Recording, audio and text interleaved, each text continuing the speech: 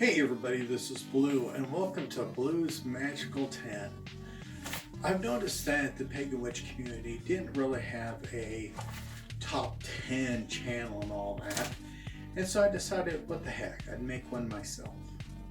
So I'm going to be making a series of videos talking about top 10s that pertain to our communities. And most of these are going to be on how I view things. So you're going to disagree with me from time to time, and some of you all the time. But hey, that's what makes life interesting. So what I would like you to do is in the comments down below, put down your ideas for top 10s. Or tell me your top 10 version of whatever list we're talking about. So today we are going to talk about herbs. Now, I think herbs are very important. I use a lot more herbs than I realized.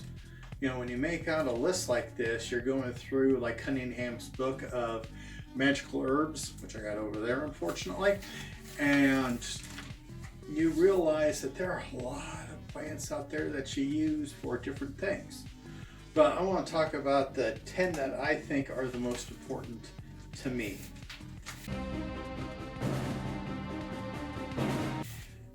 The first one is Belladonna, also known as black nightshade. Now this is highly poisonous. Do not consume belladonna because it can kill you and or make you very, very sick. So please stay away from black nightshade. So if it's poisonous, why do I use it? Well, there is a thing called war ink. This is used for when you're creating sigils.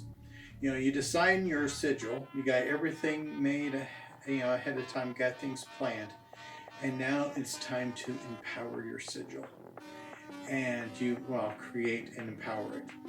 Well, that's what I use my war ink on. Now, what I've done is I take black nightshade, belladonna, with mulberries, and I press them to get out the juice.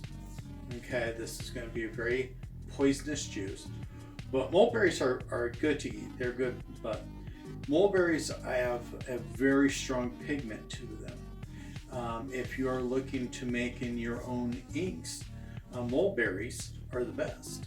Okay, nice deep purplish hue. But anyway, so then I mix that mixture with some ash.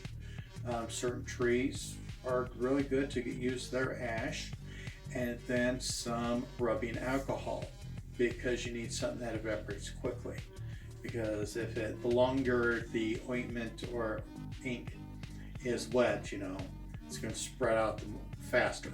Okay, so that is my combination. It is meant to go on sigils that have what people would consider a darker purpose. That's why I call it war ink.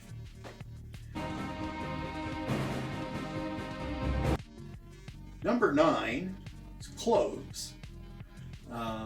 We use a lot of cloves in cooking, but I have used clove oil a lot in my life. When I was a kid, growing teeth, pulling teeth and all that stuff, my dad gave me clove oil. A drop of clove oil took the tooth pain away like that. It was awesome. Taste was terrible, but the effects were awesome. So if you have a history of tooth pain, get yourself a bottle of clove oil. That will help you out a great deal. Cloves also have in the magical area, a power of protection. And so that's why I always keep some extra cloves around the house.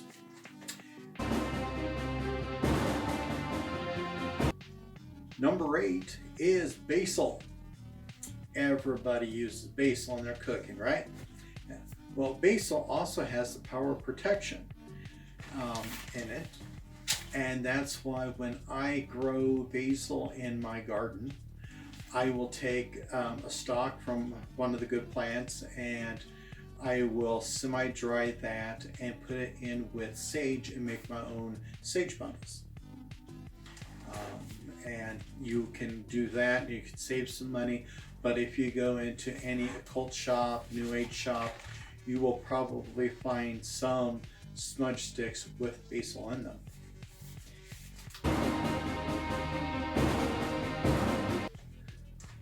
Number 7 is lemongrass. Oh, I love lemongrass. For me, I drink it mostly in teas because I just enjoy the flavor of it. Yeah, of course, a slight lemon, but it's also been known to help with psychic abilities. Supposedly, if you drink plenty of lemongrass, it's supposed to also heighten your abilities, which is something that I always strive for.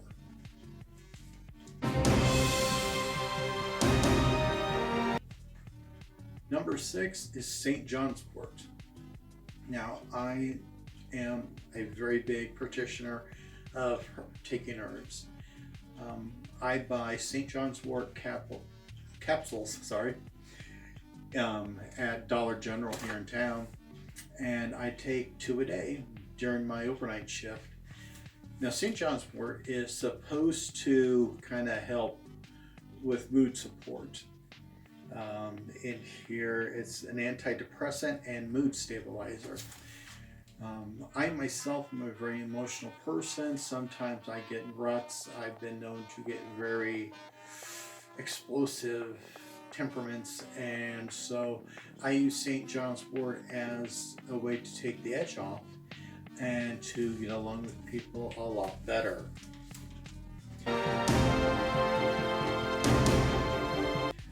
Number 5, which it goes along with my St. John's Wort because I also buy those, is Gingo Biloba.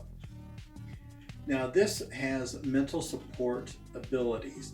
There has been some research trying to find out if it's factual.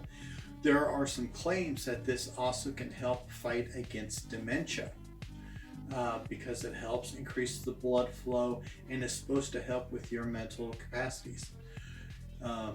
I have used it on myself and on my son. My son and I have ADD. We sometimes have a hard time focusing.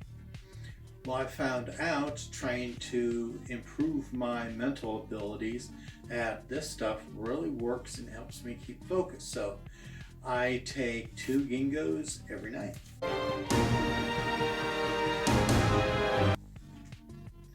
Number 4 is rosemary. Again, another wonderful herb that we use in our Italian cooking. There has been a lot of reports where smelling rosemary is supposed to help your mind. It improves your memory where you can recall more information upon smelling rosemary. So they promote the idea of smelling rosemary quite frequently. I live in Iowa, can grow my own rosemary, so I enjoy fresh rosemary most of the time. One of the other abilities with rosemary is it's listed to have protection abilities, healing abilities, and help with exorcisms. So I think rosemary is a very versatile herb, and if you can grow it like I can, have a couple plants. It is a slow-growing plant, so if you are wanting to have rosemary, put it in a good-sized pot and you can bring it in during the winter, then take it back outside, and you can have that rosemary grow to a pretty good size.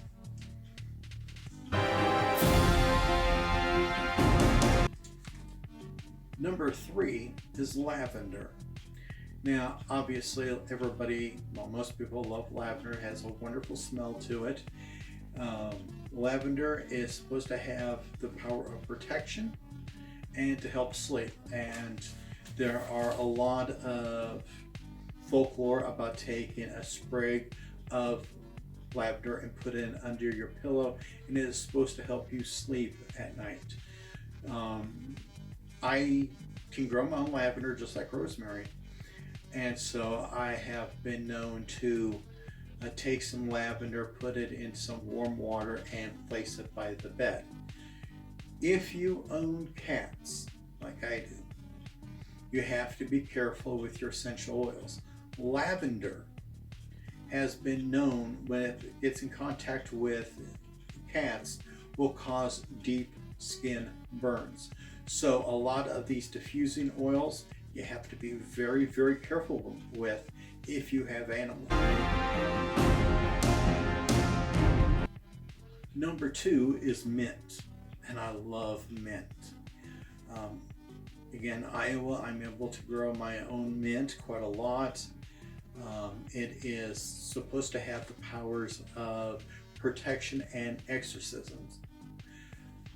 The other interesting thing about it is you can take the essential oils of mint and you can put a couple drops in like your bird bath and all that, because it works as a wasp and hornet repellent. So if you're in an area where there's a lot of wasps and hornets, get a spray bottle, put a few drops of your mint essential oil in it, and you can spray it around the area and it will repel the wasps and hornets. So I thought that was very interesting.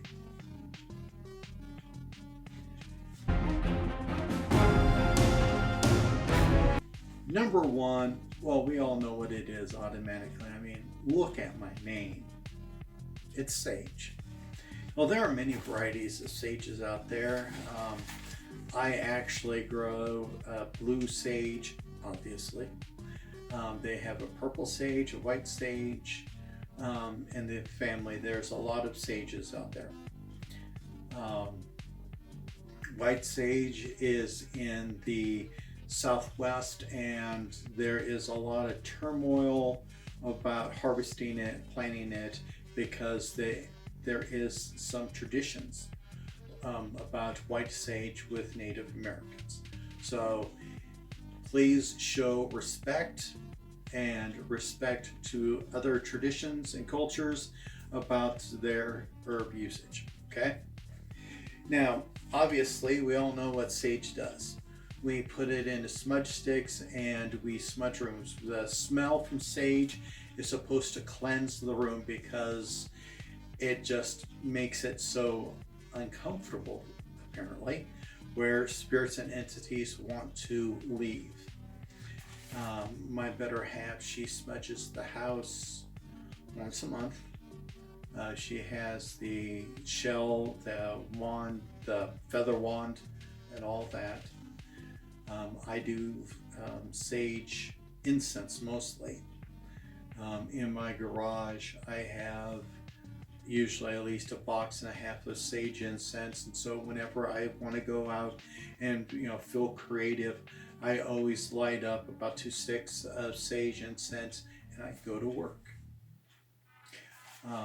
I plant some sage in my garden and use it quite a bit. I found a little tidbit of information because I was reading Cunningham's there, and it was saying that if you have a wish, write the wish on a sage leaf and place it underneath your pillow for 3 days. Well, for 3 nights. And if you dream about what you wished, it is supposed to come true.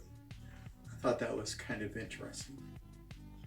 Well, I hope you liked this top 10. This is my first one, so I'm still kind of tweaking everything out. So things look a little weird, they will improve. But please, down in the comments, write down some suggestions of other top 10s.